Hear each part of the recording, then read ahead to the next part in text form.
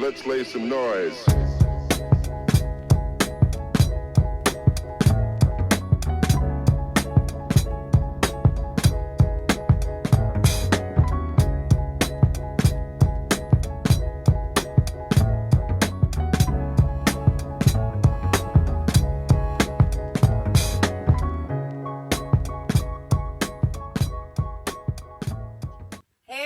Thank you for joining Vic&Amanda Straight No Chaser podcast. Today we have a very special guest, the legend Victor Young in the house. We are so excited to have you here. Thank you for having me, Victor and Amanda. Oh, we're delighted to have you. Let's do a little cheers. Absolutely. We are drinking no other, the Dunamis bourbon. This is delicious. This is what we've been drinking every podcast episode. And this is the creator himself in the flesh.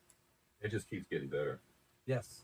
Smooth. Yeah, every sip. 90 proof, number 4, heavy char barrel, rested 5 years plus. Wow. It's really smooth. That's what I like about it. It doesn't give you that, sometimes when you drink, it's like, no, this is so smooth. It goes down. Well, I love it. And I got introduced to bourbon by Victor Young because I actually was at the distillery and he gave me some because I'm not really a heavy drinker. But why don't you tell everybody? I've said it a million times. No, I want what it stands for because I love what it stands for. Yeah. So Dunamis, ancient Greek, it means the highest level of power and excellence. That's it. The whole brand rests below that. Yeah. So when you start there, we're never perfect, but it's that pursuit of perfection every single day. You strive for that. Yeah. Strive for it. Yeah. I love it. The name says everything. We were actually just talking about that before. And I've been at the distillery where he makes it. I've never been in a distillery before. It was absolutely a fascinating experience, and I just thank you for exposing me to it. We love it. Thank you. It's one of the compliments we get is it's always clean, right? And so the old saying is cleanliness is next to godliness, right? Yes. So when it starts out, the place is clean, and it gives people a sense of pride to work there. Right. Our recipes and formulas are flawless. Our processes, we really focus on all the little things that make something premium, excellent. We really focus on it. And you have a helicopter pad at the distillery, which this is the only distillery where there is people can fly in to the distillery. He actually flies his own helicopters. Cooler than arriving to work by helicopter, but that's the Dunamis way. Dunamis is an ancient Greek word, and it's the highest level of power. And also a translation is greatness. And so growing up, grew up with humble beginnings. And so my father would always make sure everything that we touched, everything that we did in life, we did it with excellence and greatness in mind. Growing up in Tampa Bay, Victor knew Zephyr Hills would be the perfect place to open his own distillery. Because it starts with pure water. It's like making a pizza in New York. People say, why is the pizza so good in New York? It's the water, right? Well, same thing. When you're making a spirit, the quality of water that you use to downproof and to actually mash in is very critical. In the past 4 years, Dunamis has gone on to bottle award-winning vodka, gin, bourbon, and rum.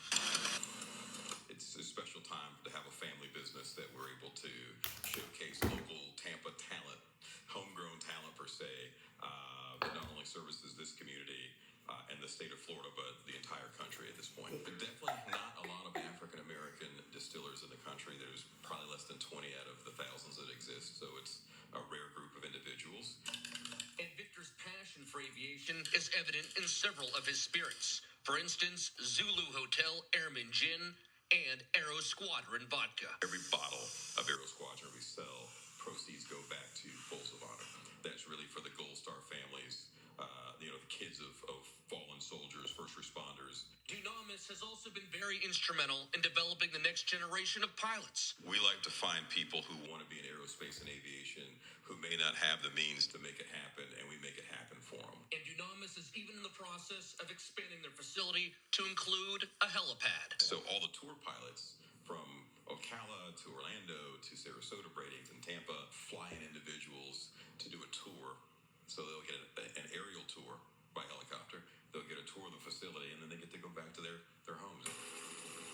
You could say Dunamis is soaring to new heights. We're growing quickly, and we want to, we're we're going to be the first fly-in distillery that I've been able to find around the world. In Zephyr Hills, Robert. Which I think So, is very I'm going to start with this. So for all the pilots, because I posted something about our flying distillery, and it was like, you shouldn't drink and fly. Yeah, I was Come on. wondering that. Yeah.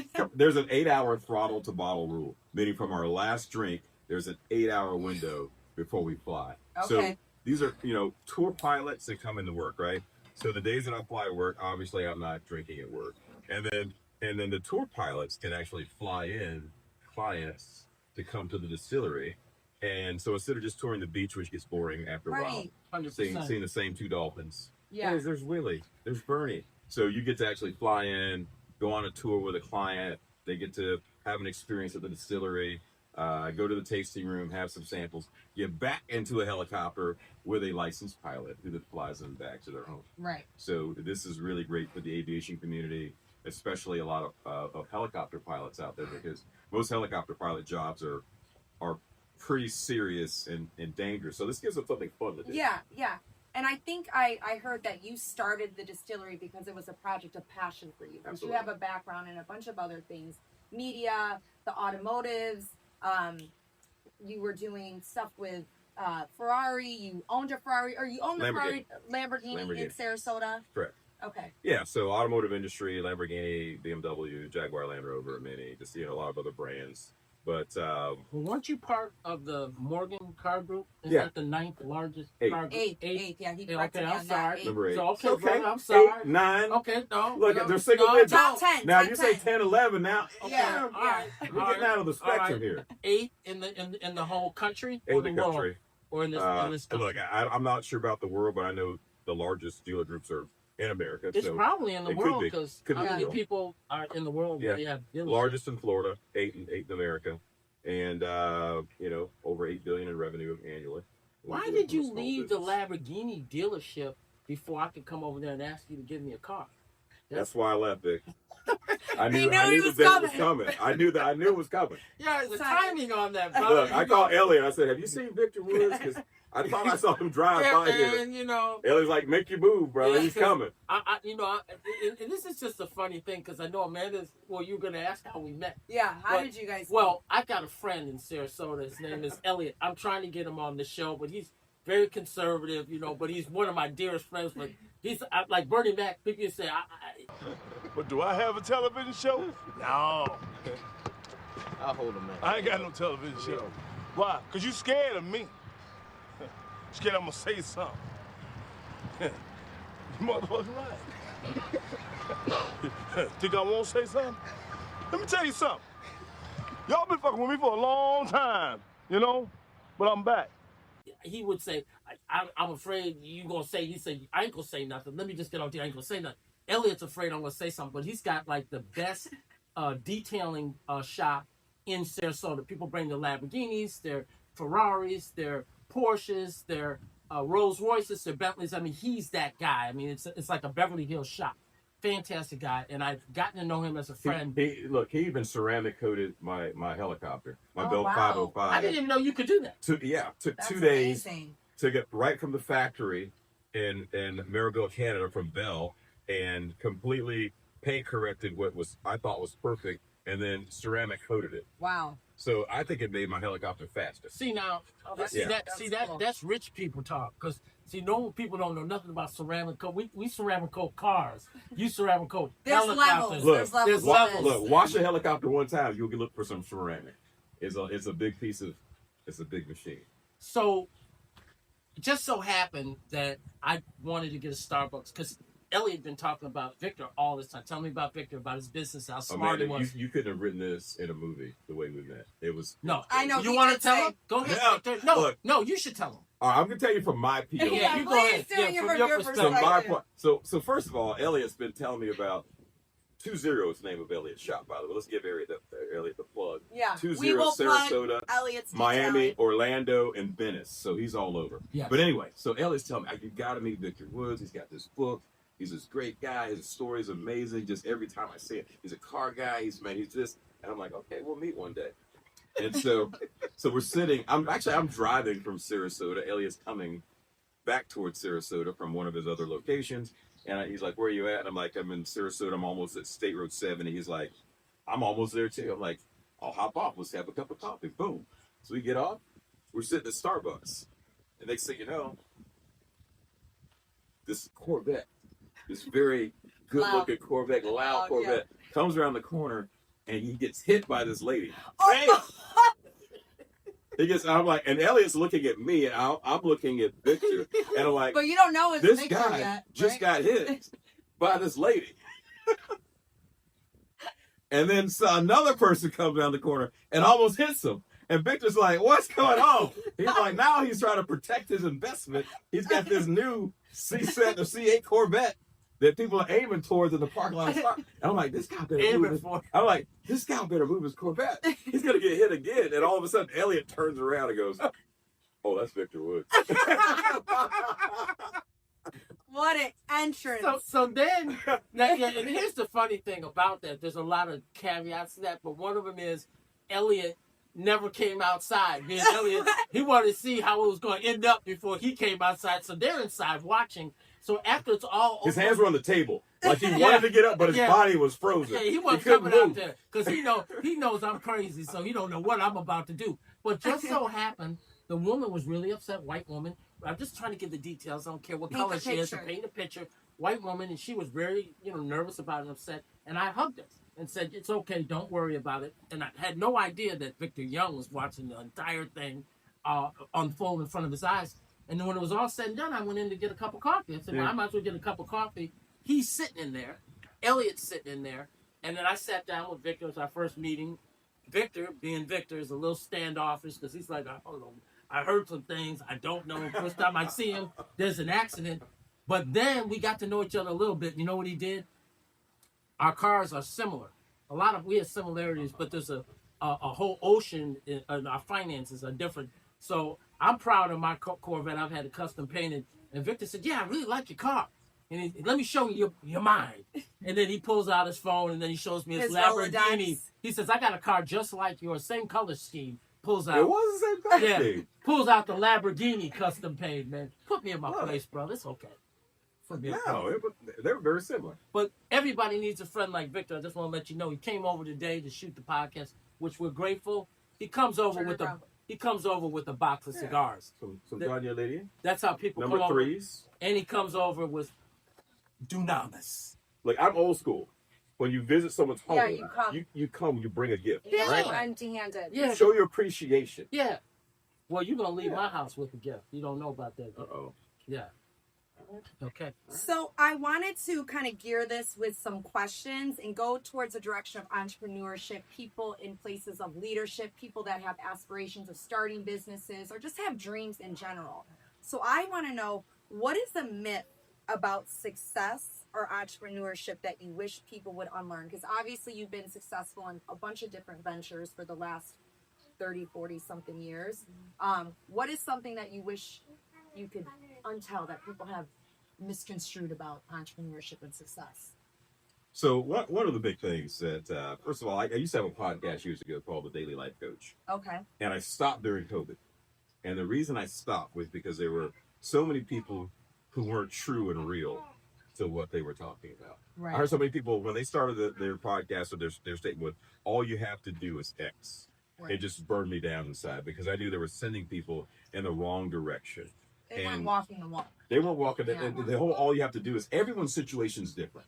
That's true. What Victor can do in business, I can't do. What you can do in business, I can't do. So if you tell me, or if I tell you, all you have to do is this, and I'm coming from a completely different vantage point, a completely different network, just a state, an environment, and I tell you, do these three things and you can be successful, and then you fail, right?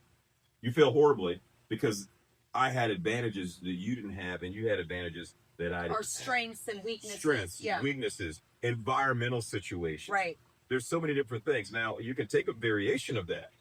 It's almost like, I like to go back to flying a helicopter, right?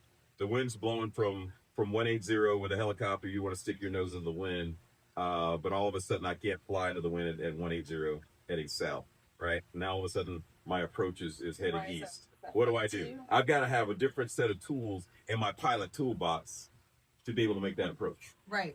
Because if not, if I only got, if I just think I've got to stick my nose in the wind, I don't realize, okay, What are my procedures if I got to land in a crosswind or a tailwind? You got to have a different set of skills. It's not a straight line to success. Life is not a straight line. Yeah, there's a lot of ups and valleys and crooks and turns and But obstacles. if you can take those crooks and turns and turn those into strengths, that's when you're winning. And learn from it. And apply it. Then you get to go to the next level like a video game. Clear that level, master that level, go to the next level, keep getting better. Yeah, that's great advice. Okay, the next question that I have, and feel free to chime in because I know he's already thinking. His mind, look, his face tells everything. Yeah, he's like, I already know. I'm thinking about something else. Something about you, but y'all going to do this. So, you have one of the very few Black-owned distilleries. So, I wonder, I'm sure we're in many times the only Black African-American man in the room. Did you ever deal with self-doubt or imposter syndrome when you were in these rooms? And if you did, how did you deal and navigate those situations? So never self-doubt. Anytime I'm in a room and the room looks different from me, I don't focus on that. Yeah. I focus on the fuel. How am I going to break through this next situation? And most of my life, I was the first Lamborghini dealer in April of 2009. I got my first cars, signed my first dealer agreement in December of 2008. Wow. Dealer number 31 in America and number 101 in the world. Wow. So a lot of places I've been the first guy in the room of African American or brown person. I've got to say this too because I live here in Sarasota. Yeah. And I've driven. My parents lived in Pistacia when they were here, and I drove by that Lamborghini dealership 3-4 times a week. Yeah. And it's a shame, but I never envisioned that to save my life that a Black man owned that. But I just didn't, and I was like pleasantly surprised, like shocked, like a Black man owns that, and it shouldn't be that way. But I gotta admit, I did not know. Yeah, right. Yeah, I forgive you, Vic. Yeah, I just tell you I didn't know. Yeah, I drove by it all the time, but you're so much. Is that reverse racism? So. What was? No, just kidding. Well, kinda. Just maybe just that I just didn't see it that way. Yeah. And obviously I know Black people going through our history. So I'm gonna put something out here because people ask me that all the time. Do you believe in racism? Do you believe in certain things? And does this happen in business? All the above. Everything happens, right? Yeah. There's sexism, racism, feminism. There's so many isms. Yeah. That you can't even name them all. I just choose not to participate in any of them. Right. None of the isms. Rise above it. Yeah. Just rise above it. And there's always issues. And here's another thing I always say is this, and this is something that I try to stress to a lot of African Americans is you've got capitalism, socialism, there's civil rights, there's so many emotional things, right? Yes. When you look at, inclusion, there's so many things to consider in a business environment. A long time ago, I chose not to let my finances and my money, my business side, ever even know that I have feelings. Oh, that's I keep smart. those two Took separate. the emotions out of it. Because you can make emotional decisions that set you back 10 years and not destroy your business. Not being rational. Not being rational. Yeah. Even the bird is like, that's what's up. Yeah. What do you got? You hired these birds? Yeah, I hired them. Yeah, for you. For me, right. It came in cockatiels, that's everything. Parrots. Yeah. But welcome to the shingle. There you go. I've learned not to participate in any of that stuff because it just sets you back too far. And you feed that negativity, and then that just magnifies. Look, we're going to go back to piloting. And I want to go right, but if I'm looking left, that helicopter is probably going where I'm looking. Right. So I need to keep my focus on where I need to go. Yeah, tunnel vision. Tunnel vision, right? And if you choose not to participate, it gives you that power, that excellence, that greatness, that power to get above it, right, and beyond it. And an example is someone who says from a government situation, right? Now we're talking government, politics. People don't think enough about Black people. And for me, I'm like, okay, it's true. However, do I wake up in the morning thinking about a Russian guy or a Japanese guy? That's not racism. Right. I'm not Japanese and I'm not Russian. So I don't wake up that morning going, how can I help the people of Russia? Right. How can I help Japan? Yeah. Am I racist? No. Right. It's not my Not environment. in your wheelhouse. It's not Yeah. in my wheelhouse. Right. So I look at it from, say, a medical surrogate or medical research in healthcare. People say they don't do enough research for African American people, and I agree. We got to show up, put some money behind the research. Right. It just can't be all the time. It can't be the picket sign all the time. Someone's got to drop some money on the table, or some wherewithal, or some knowledge, or some type of contribution, even if it's IP. Drop something on the table and earn your spot at the table. Don't just say, "Give me the spot at the table." So knowledge is power. That's right. And that's why Dunamis brand is all about the power. People say money is power, but power is power. Yeah. And if you have power, money follows power. Health follows power. Happiness follows power. So that's why I focus on it so much. Is you could be the brokest person in the world, but if you're a powerful person, you'll never need $1 in your pocket. Yeah. I've seen people go around the world with no money, and every time they land, there's someone with a red carpet rolling it out saying, "Well, can you stay with my family? Yeah. Can we take you here? Yeah. Can we do this for you? Would you like to be on my jet?" They didn't ask for money. That's right. It's power. That's right. And I'll say this.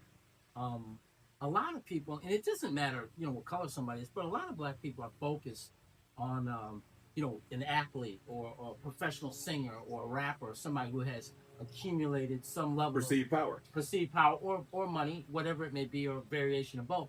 But we're, especially, young people, period, whatever color they are, they don't understand that there's a lot of people such as yourself, particularly in the African American community. You're not out here singing. You're not out here jumping up and down, throwing. You're not making your money from a ball. I could sing if I wanted to. Okay, well, please do. Next time. Part 2. Yeah, part 2.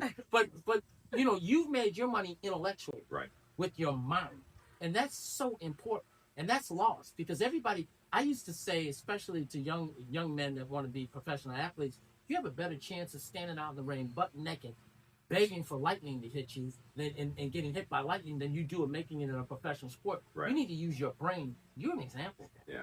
On a multiplicity of levels. Yeah, if you look at the amount of NBA teams that exist, right, and the amount of thousands of college players that graduate every year who play D1, D2, and the amount of spots they fill in the draft, I mean, it's probably less than 1%. Right. That's right. Spots open every single That's year. right. That's if someone gets injured on that team, even. Yeah. If not, they might be a healthy team that they really don't need to draft anybody. They draft low and they don't even sign that person. Now, I go into a high school. I say, how many of you want to, what do you want to do when you grow up? How many want to be professional athletes, whatever? You got half the audience, boys raising their hands saying they want to do that, even if they can't and don't have a snowball's chance in hell. Right. So I just think that your story is Machiavellian. So let's talk realism for a second. You just brought something. Yeah, It hit me in the head. So, and this is not being mean. I'm a realist, right? Yeah. For all those parents who have that kid who's not exhibiting any characteristics of an athlete. Exceptional. There's Yeah. no exceptional talent. Yeah. They're not working out, Not disciplined. not disciplined, never touched a football, basketball, soccer ball. Get that kid. I mean, he could be a team owner, right? Yeah. Maybe you could own a team. Maybe you could be a coach. Maybe you could be in sales. Maybe you could be in game day activation. Get them in that industry. But if you just let them sit there thinking they're gonna, be the next Shaq, You're setting them up for failure. you're setting them up for failure. Keep them in that passion of their environment, and then show them the 100 other things that revolve around that role, that position, that industry. And I think sometimes people, they're not realists and they're too weak to direct someone in the right. That's weakness to me. Courage is being able to say, Victor, you're later in your career, maybe starting a singing career isn't the best thing for me to do. I would say, okay, all right, well maybe I can own a studio. I can still be around entertainers, right? Yeah. I don't need to be the engineer or the singer, right? I can partner in the company. I could be with my management background, maybe I could manage some talent. Let's do some things that are in my wheelhouse. But being real and realistic is critical, but it takes courage to do that. And I see people that would rather talk you out of your dream than to be real about telling you what you can do. They'd rather tell you to stop, to try it. Right. I met a kid once who said he thought his mother hated him because his mother always was like telling him not to do it and not to try. And she was protecting him. She was afraid he was going to fail. She saw he wasn't exhibiting any of the characteristics to succeed. But instead of saying, have you thought about these 4 things, the mind goes to the negative and just says, quit before you get hurt. Right. Stop before you hurt yourself. So on the other side of that fear is creativity and the ability to see the next variation, the next version, the next evolution of yourself in a greater place. So I gotta bring this up. Yeah. I got a couple things I want to bring up, but one of them is when I first met Victor. I have a friend that's in the movie industry, and I wanted him to meet Victor. I wanted Victor to meet him just to see their creative juices, because most of them have done extraordinary things. So he flew in, and I thought they should get together and talk and see what comes of it. And so we went out and we had dinner and we did all these things. But one of the things when Elliot set up this meeting with all of us, when we went out to dinner and everything, one of the things, I knew you were a pilot. And Victor said, hey, and weather didn't permit that evening. But Victor's thing was, hey, I'm going to, take you up on the helicopter and fly you around. Now, I've never been in a helicopter before. I don't even like to fly. So Victor said, yeah, after dinner, maybe I'll just fly you all around the city. Now, I have no fear, but I do have a little trepidation. Fools jump in when we're watching their train to train. Never been on a helicopter, and I said to you, Yeah, no fear, but it's a trepidation. What's that mean? well, it just means I'm gonna think about it. It's a little fear. I was going, maybe a little fear, but I was going. I wasn't going. You were gonna go. I wasn't gonna punk out. I wasn't gonna You were punk going. out. There You was did no say way that. I was gonna be like, hey guys, I'll be down here when you're done. I'll be here. I was going. But one of the questions I really had to ask you, and it was serious, I loved how you answered it, but I was having Kobe Bryant flashbacks, After the awful news that basketball legend Kobe Bryant was killed in a helicopter crash along with 8 others. Tonight we've learned their stories too. The news broke on Sunday, the untimely death of the sports legend who was flying to a youth basketball game with his 13-year-old daughter and 7 others. No one survived. We have learned the helicopter was flying in fog that had grounded other helicopters. The sheriff's department was not flying. Tonight, the audio and the moment the helicopter goes off radar. The NTSB and FBI are on the scene tonight, and ABC's chief national affairs correspondent Tom Yamas leads us off tonight from California. Tonight, the NTSB, with help from the FBI, combing the scene of that deadly helicopter crash that killed NBA superstar Kobe Bryant, his 13-year-old daughter Gianna, and 7 other people. The weather Sunday morning bad enough that police departments did not fly their own helicopters, but Bryant's took off in heavy fog. Here's a guy, we all know who Kobe Bryant is. He was a great athlete, great person, great family man. He even got an Oscar for a movie he did. I mean, he was on his way. He believed in taking his talent to the ultimate level. Yeah. And I had to ask you as a pilot, I said, what happened? Can you explain to me what happened? I have my own ideas, but tell us what, and you tell them, tell our audience what happened. So first of all, when I heard that news, it was an emotional moment for me. I'm sure, yeah. And it's funny because it still gets me sometimes. The relationship he had with his family, overcoming, the challenges he had as a young man. Yeah. And getting to the point where he built something, a name for himself that represented legacy and character and philanthropy and giving them money. And for me, so many people in this world want to point to the thing you did when you were 18 or 19 or 20. But when you're 45 and you've helped millions of people and fed people and created legacies, you know what I mean? Yeah. And so it really gets me. So for all you people out there who practice religions and spirituality that includes forgiveness, get on that for me, will you? Because it frustrates me when I see people still point the finger at someone who has done everything they're supposed to do. They've paid their price. They've come back. They've made America great again. Yeah. Now, they've done all these things, right? And you still have people going, but I remember back in the day, that was an emotional moment for me, right? Kobe Bryant. And so the problem was, I listened to the NTSB crash report, and they reconstruct everything. When they do an investigation, they go all the way back to before the accident, not the accident. Yeah. What was the maintenance like and repairs on the helicopter? Were they completed satisfactory, on time? Was the annuals due? Did they have fuel? What was the weather like? What was the pilot's medical or mental condition at the time? What was their training like? I mean, you look at everything. Yeah. Was an emergency takeoff? We like to call it. Emergency takeoff is when someone flies somewhere when they should wait, right? There's no such thing as an emergency takeoff unless you're being chased by zombies or being shot at. Right. And we don't have any zombies yet. Maybe come to one day, I don't know. But unless you get shot at, if it doesn't look good in the sky, from the ground, it doesn't get better when you get up there. Right. Wait. And so the crash was ruled two things. Primary cause was pilot overconfidence.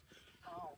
Secondary cause of the crash was seatbelt, which is continuous flight into terrain. And so you had a pilot who basically said, when Kobe said, we can wait because I do this all the time. I got this. Yeah. He wanted to be the greatness of Probably of wanted pilots, to prove himself. right? Yeah, I'll get you there. I'll get you there. And so literally if he was 1,000 feet higher, which that airplane is, or that helicopter is highly capable of flying higher, or if he just got on the comm and said, Los Angeles Tower, this is a helicopter, whatever, and I need a flight following, and there will give you a code. They'll say, put this code in your transponder, which lights that aircraft up so they can see you in the sky. They'll say, put in 1224. And you do 1224 in your transponder, you hit ident. They say, we see you, you're 4,000 feet, make your altitude 5,000 feet, and you're heading 180, we're going to fly you out of here. That's it. I mean, there's so many ways they could have gotten out of the situation. Been avoided, yeah. He flew this thing, the last I heard, he was flying 163 miles an hour into the mountain.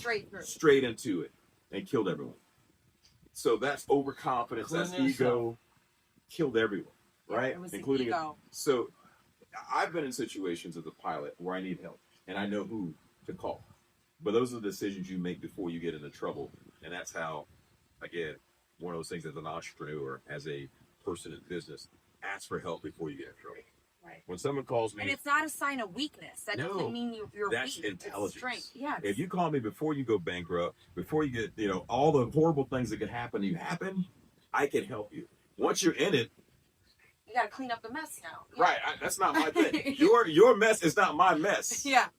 And I've seen people who will kill their future cleaning up other people's mess all the time. Yeah. Because they didn't have a good enough relationship with them to call ahead of time. Right. And that's emotional intelligence, professional intelligence. Those are the things that allow you to skip to the front of the line and do things that most people can't do. Yeah. Because of that emotional intelligence that says, Amanda, I need help.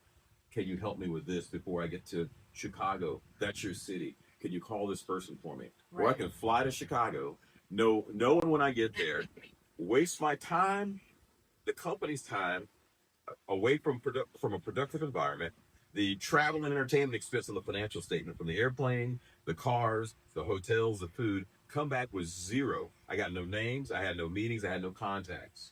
And all I got to do was walk around and have, George and Georgini's or Gina Giorgetti's, thank you, or a churrascaria, that I like down there, and get some good meat service and leave my coin green. Yeah. I mean, those are the things that are different between someone who wins and someone who loses. It's someone who can actually intentional and see their network. But at the same time, if you call me, and say, hey, there's someone in Florida I need to meet, I need to be like, hey, boom, there's a person you need to meet. Yeah. Now, I got another question. I know Amanda has other questions too, but I have people, I didn't even show you my weight room. I have to show you before I leave, but it's just greatness all over the walls. Walter Payton, Tom Brady, Babe Ruth, Vince Lombardi, Bruce Lee, Bob Marley, Venus Williams, Michael Jordan. I'll take you in there. My little modest, I'm sure you probably have a huge gym in your house, but it's what I can afford. I saw the other room, but yeah, you saw. Well, yeah, we won't talk about. Yeah, we won't talk about that room. Yeah, we have another room. Thank you. But I'm inspired by Muhammad Ali. Was a huge person. I was inspired by. I love Tom Brady because I love him in the last 2 minutes. He always figured out how to win. That's why he's got that resolve. Resolve. Who are some of the people that in your life that inspired you?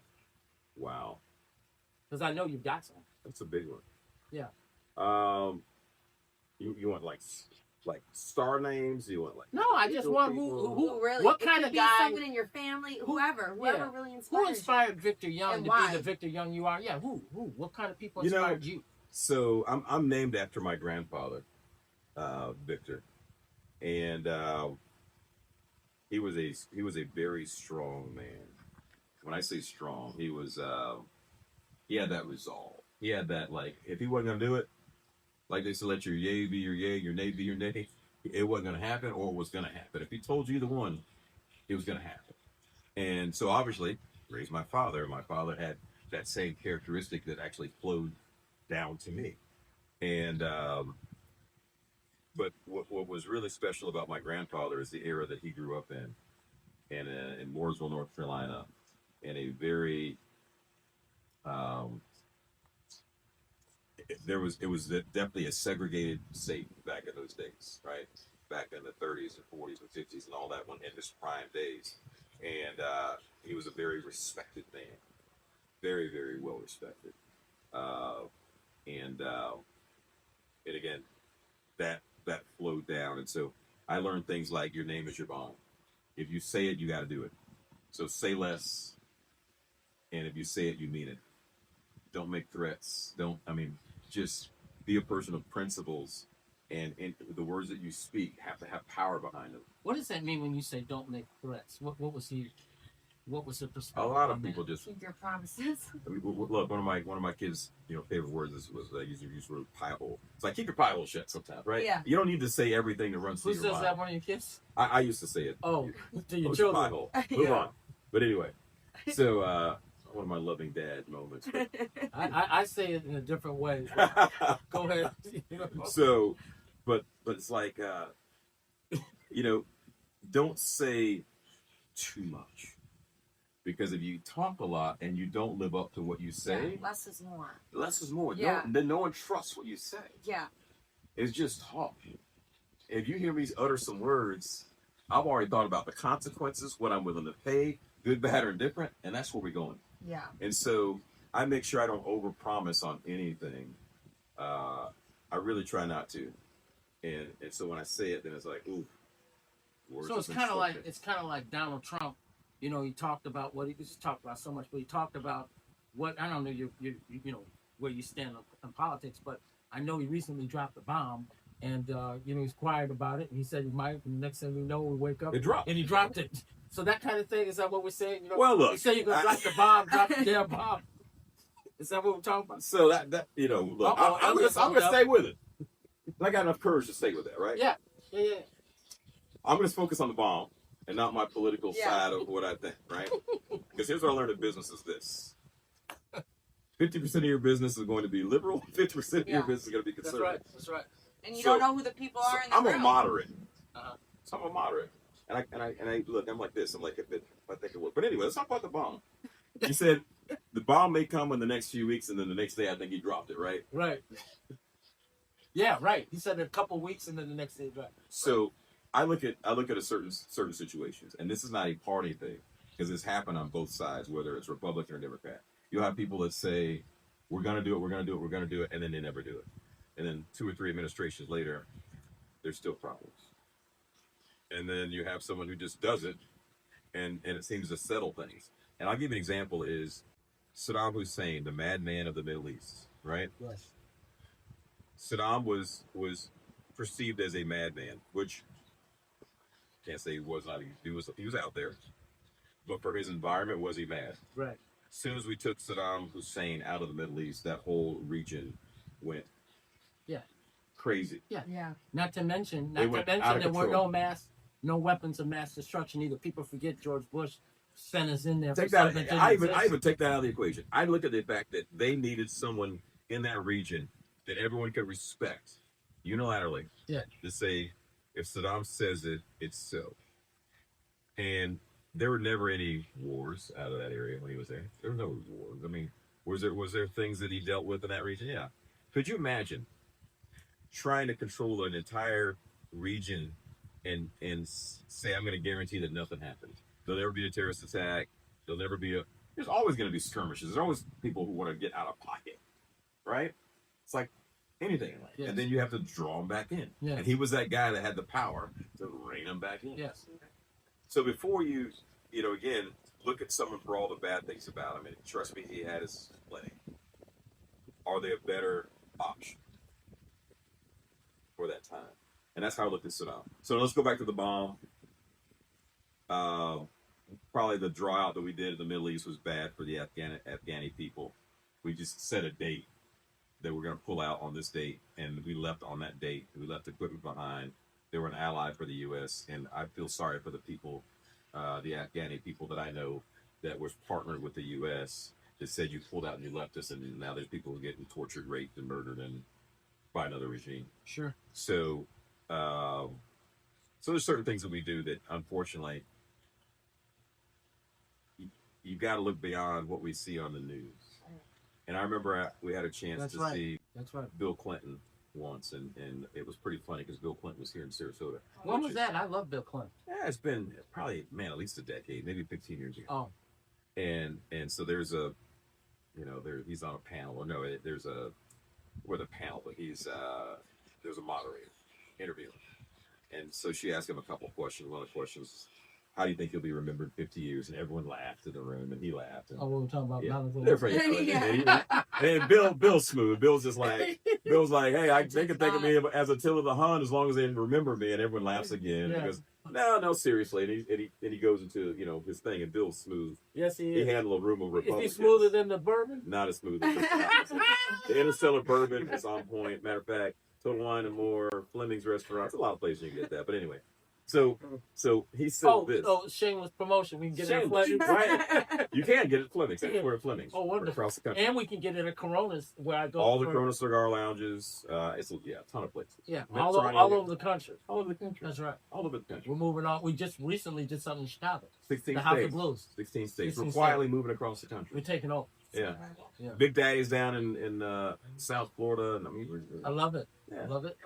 So, right here at my house. Right here. Yeah. Right here at Victor Lee's house. Vic&Amanda, Straight No Chaser. Now, matter of fact, real quick, I posted a video of Vic&Amanda on my website. Yeah. Oh, I didn't. And when I did, someone thought you were me. Oh, you're kidding. Maybe I am. So look. Mine is about $999 million. I'm not him. But Vic, we won't talk I need about you to look at the camera. If you see us on TV, on the internet, the interweb, right? On the TikTok, or whatever you see us on, and you confuse us, I don't know. That's another comment. We'll come back to that. Yeah, okay. We'll come back to that. I just asked him earlier, just so you all know, I asked him if he'd want to trade places with me. He's like, yeah. I said, in your wildest dreams, you would never trade places with Victor me. wakes up, his hair is done, he's stylish, he's been styled, his clothes are tight. I'm waking up, I'm like, yeah, just let me put that on real quick. Yeah, because you don't have to. It doesn't matter. You could come here in your underwear and everybody's going to be like, Fruit of the Loom. See, if I come here in my underwear, people are like, that fool don't have no underwear on it. So Bill Clinton, check this out. He says one of the toughest things is he's making decisions for 25 years down the road for this country. Not 25 minutes. Yeah. Wow. But everyone else is focused on the 25 minutes in front of them, not the 25 years down the road. And decisions that you make today, as a business owner, as a parent, as a leader, you've got to be making them for down the road and not just for the moment, those feelings in that moment. A good leader tries to diffuse those situations, and when they can't, then they have to make maybe a decision they don't want to make. Leaders make decisions they don't want to make all the time. There's people that I have coached, motivated, mentored. I put them on a PIP. I've done everything in the world. Put them on what? A PIP. What's a Process improvement plan. Oh, see, I don't know what that is. In writing. Oh. Bam. Here's what I need from you. Chronologically, on this date. I got your back. I'm rooting for you. I want you to win. Well, I need you to succeed. You don't want to be on a PIP. You need a belt. We'll get you on something else. and everything I've tried, I know at the end of the day, we've given it all. And when I let them go, I let them leave. Oh, this is like another form of a write-up. Right? There you go. And when I part ways with them, you're about to be fired. We part ways as friends. We shake hands.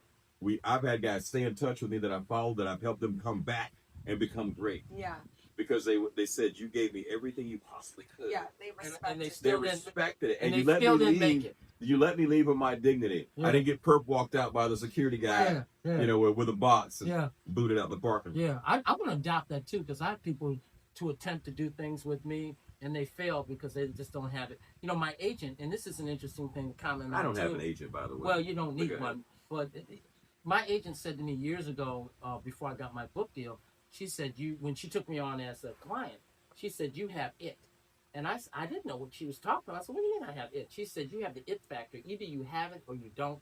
And when we look back on children, I'm not a believer where people say, oh, all kids are smart. Everybody has a talent. Personally, I don't believe that. I believe if you have a talent, you're born with it. I think you can become good at something. And most people in this country are average, but they can become better than average by being good and putting in discipline, work ethic, and all those things. What do you say about that? Good. That's a great question.